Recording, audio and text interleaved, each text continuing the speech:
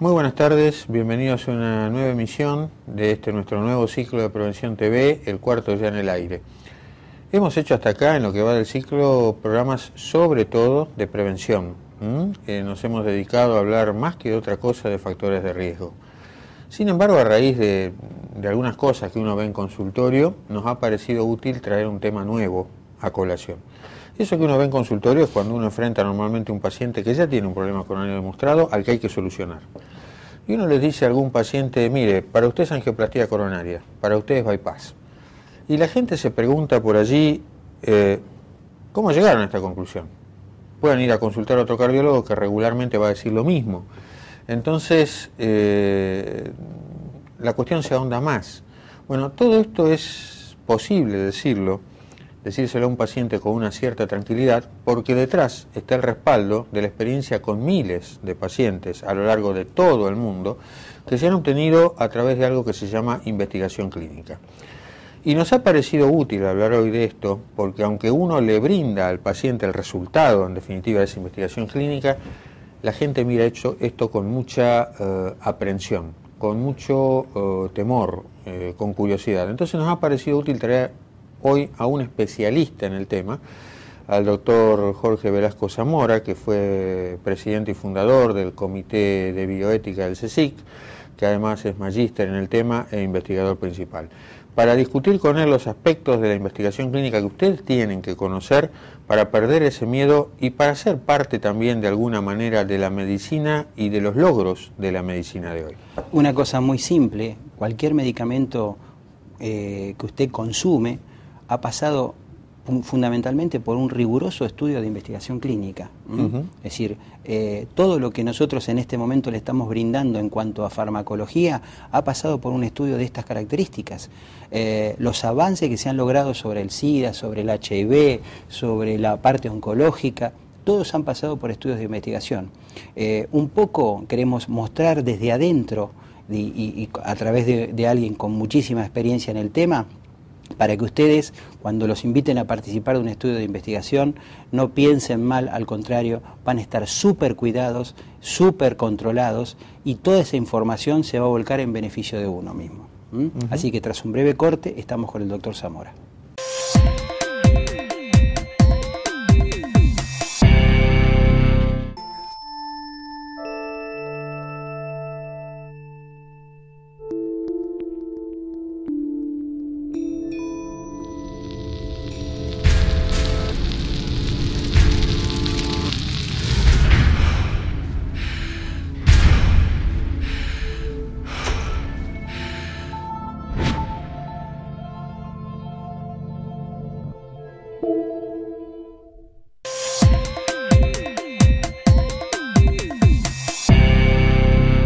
Bueno, conforme lo prometido al inicio, estamos aquí con el doctor Jorge Velasco Zamora, a quienes ustedes seguramente conocen más como reumatólogo que como investigador.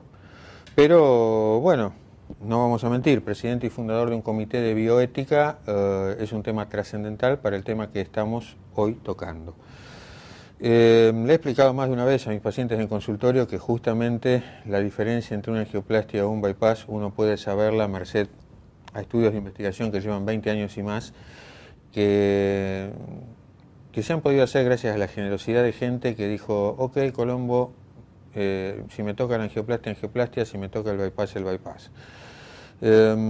Perfecto. Gente que, bueno, obviamente fue tratada, tuvo éxito en la mayor parte de los casos y nos permitió llegar a donde llegamos. El punto es que, charlando con Javier, escuchando las cosas en el consultorio, viendo cómo salen por ahí películas en esta semana como efecto colateral, que uno dice, bueno, esto sí, como ficción muy interesante, pero asusta gente, decidimos, vamos a charlar con alguien que sepa de este tema, que sepa mucho, que tenga años en el tema y que le guste, digamos, de alma. Así que, disculpanos por robarte el tiempo. No, al contrario. Te agradecemos el estar acá, pero por ahí, antes de hablar de un estudio de investigación, contame qué es eso de la bioética. Existe, es lo que se llama ética aplicada. La ética se dice que es la moral discutida. Cada uno tiene su propia ética, porque discute su propia moral. La ética aplicada a la ciencia de la vida se llama bioética.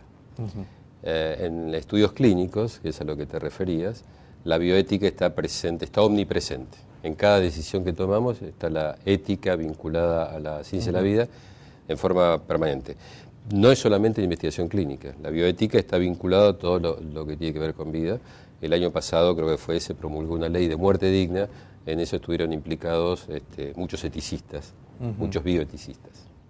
Es decir, cuando uno habla de bioética, estudio clínico no, debería pensar que uno está haciendo lo que moralmente es correcto, o lo que uno vive como moralmente correcto, para cada paciente en particular, en cada caso.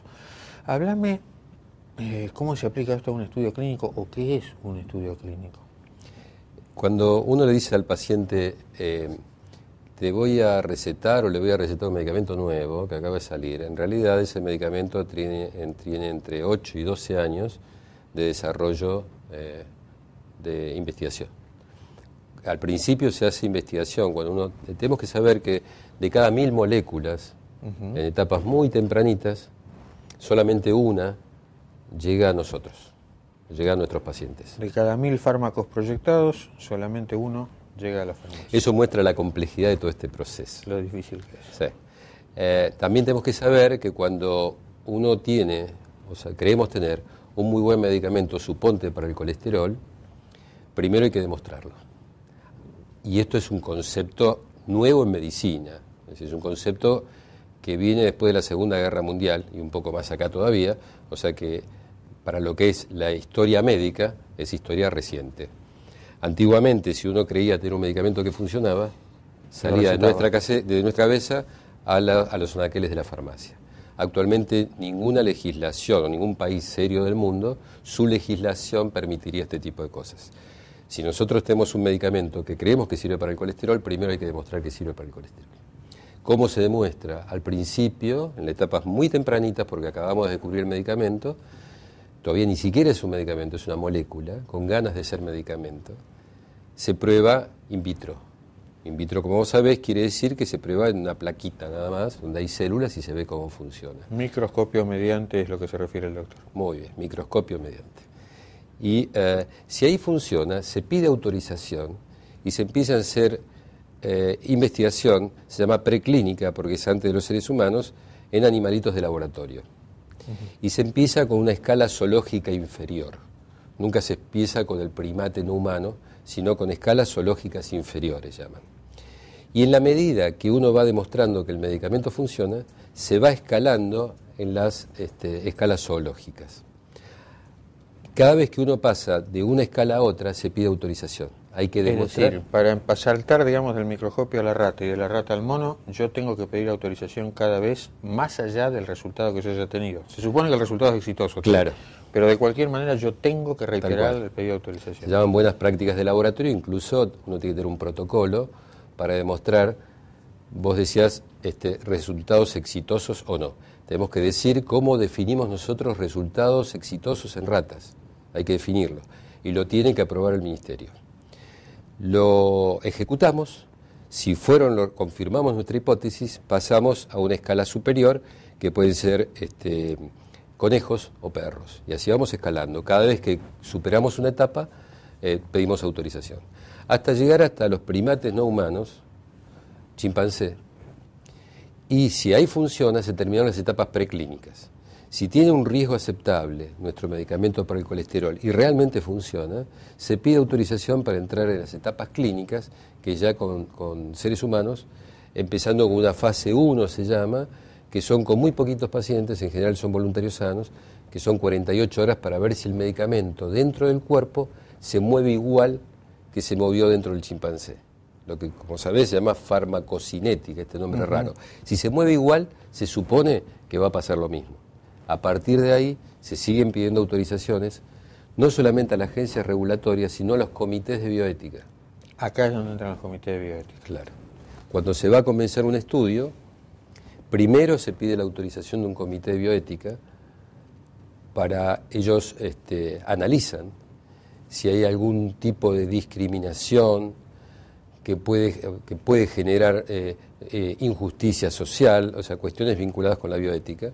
Si encuentra alguna objeción, el comité de bioética ya no aprueba seguir adelante con el proceso aprobatorio del estudio. Si el comité de bioética lo aprueba, va a una segunda instancia, que es el Ministerio de Salud. También hace un análisis. Si el Ministerio de Salud y el comité de bioética aprueban, recién ahí se inicia el estudio en centros especialmente capacitados para hacer investigación clínica. Hoy día, como sabés, parece una perogrullada, pero por ahí la gente no lo sabe, investigan los investigadores y en centros de investigación. Hace años atrás no investigaban los investigadores porque no había investigadores clínicos, ahora sí habemos, y no se investigaba en centros especializados porque no había, ahora sí tenemos. No solamente tenemos, sino que es una exigencia de las regulaciones nacionales e internacionales que tengamos la infraestructura adecuada y la gente capacitada para realizar los estudios clínicos. Me están haciendo señas. Espera un momentito, salimos del aire y quiero que después del corte los pacientes en general se sienten como animales de laboratorio. Me gustaría que les expliques si existe, si está regulado, si existe alguna ley, algún algo al que atenerse para explicar que un paciente siempre está defendido, siempre está considerado, que ya hay toda una normativa detrás de esto. Luego de un breve corte volvemos entonces.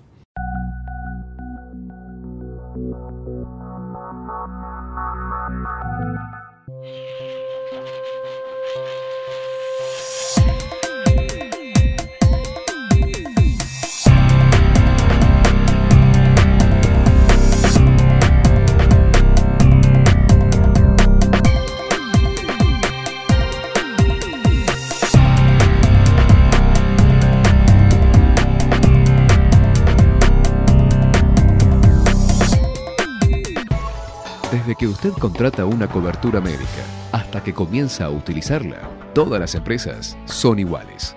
Después, es mejor que sea el Círculo Médico de Quilmes, quien le ofrece a través de FEMEVA Salud Quilmes y EMEDIC una real libre elección del profesional en su consultorio particular y beneficiarse con su aporte de ley.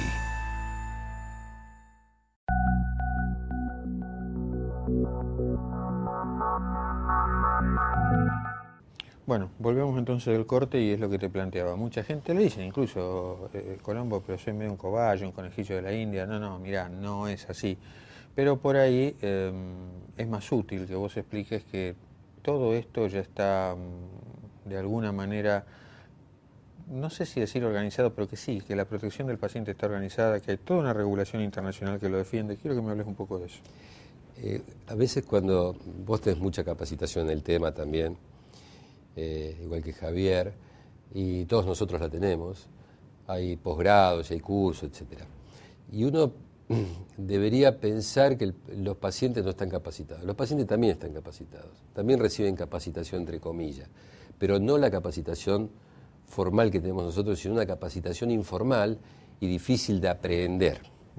Lamentablemente nunca es la mejor no necesariamente es la mejor capacitación. Porque la noticia es el avión que cae y no el avión que llega. La noticia es el fraude en investigación y no la investigación exitosa.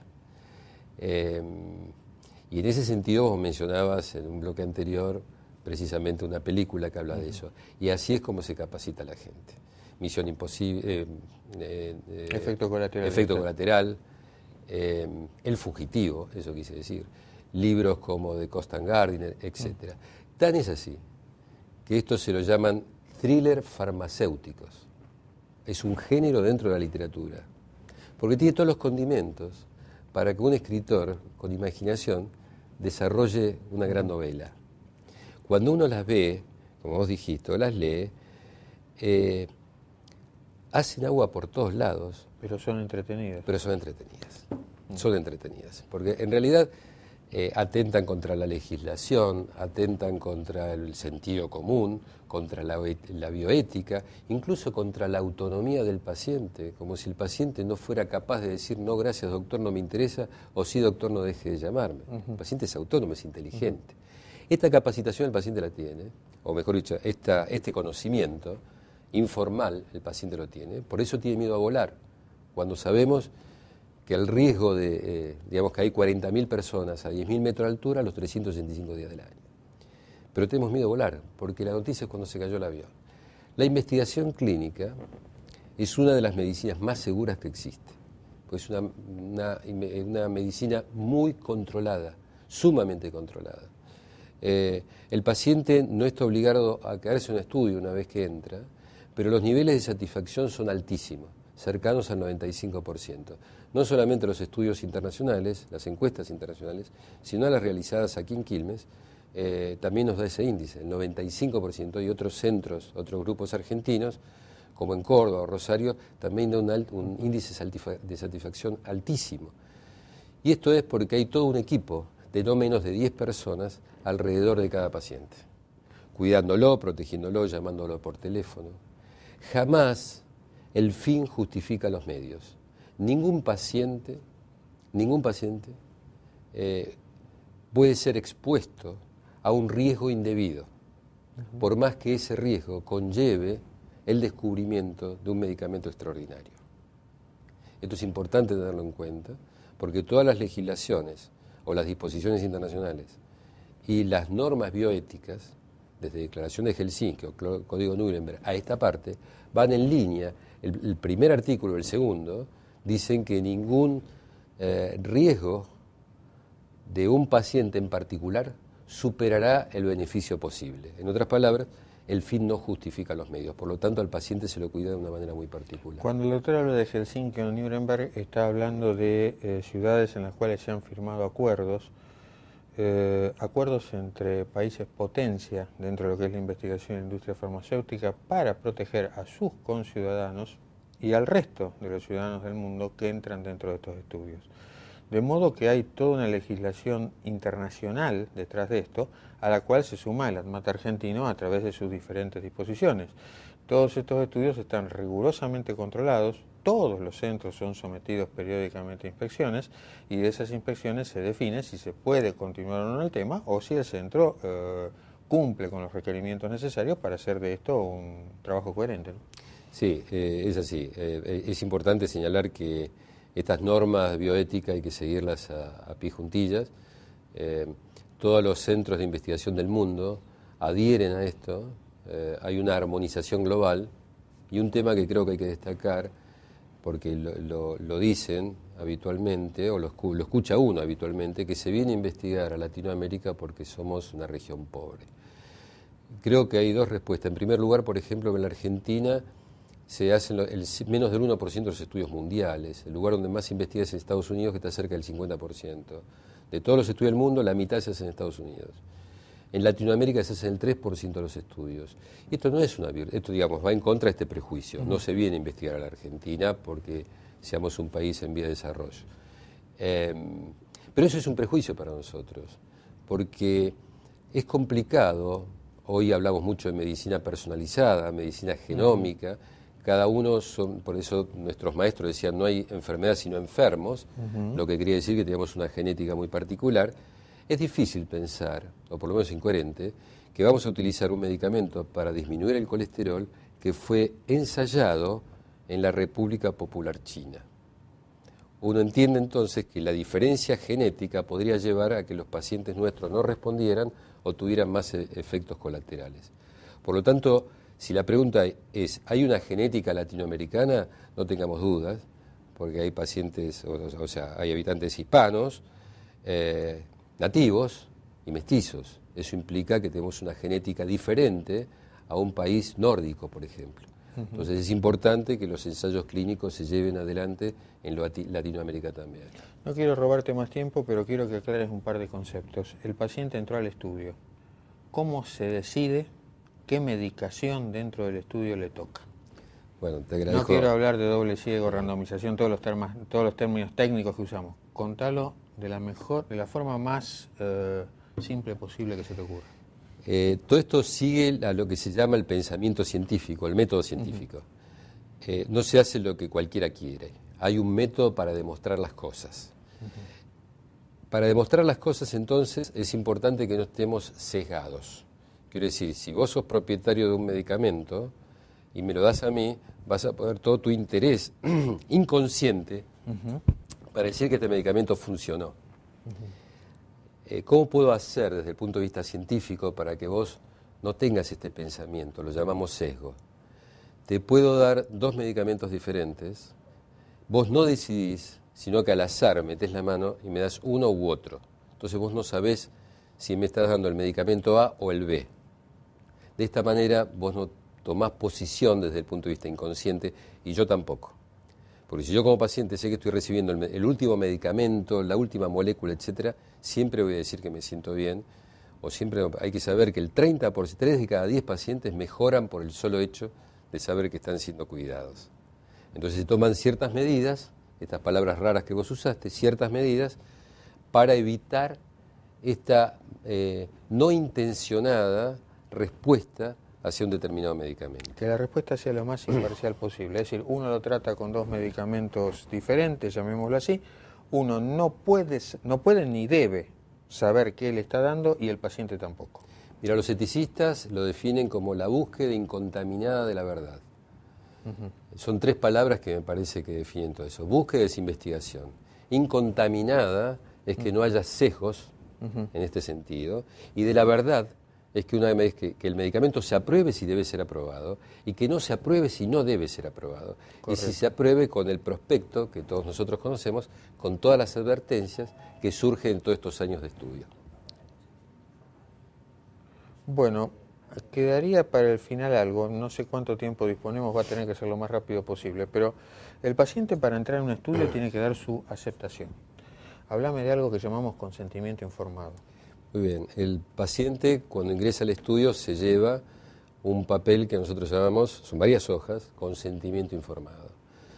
El paciente, acá en la provincia de Buenos Aires, firma el paciente, el investigador y un testigo. El testigo lo que da cuenta es que se le explica al paciente de qué se trata el estudio. Pero no solamente le explica al médico de la manera más sencilla posible, sino que se lo lleva por escrito, se lo lleva a la casa, lo analiza y da o no su consentimiento. Esa es la manera en que el paciente, nosotros como investigadores tenemos la obligación de que el paciente ejerza la libertad de decidir. Para eso primero le tenés que decir al paciente, mire, hay un estudio en el que tal vez sería interesante que participe, pero una vez que decide participar, tenemos la obligación como investigadores de que el paciente, explicarle todo el estudio de manera oral y dar cuenta que el paciente comprenda el estudio, pero además se lleva todo por escrito. Es lo que se llama consentimiento informado, que también, dicho sea de paso, se firma cuando uno va a una cirugía, en ese tipo también se firma el consentimiento informado. Se firma en situaciones, te diría, en los años de terapia intensiva, mucho más bravas que esto. Bueno, Jorge, gracias por tu tiempo, disculparnos la molestia, esperamos que haya aclarado un poco todo esto de la situación, que se pierda el miedo a algo que para ustedes es muy útil y para el mundo de la medicina en general también. Bueno, luego de un breve corte, vamos al cierre.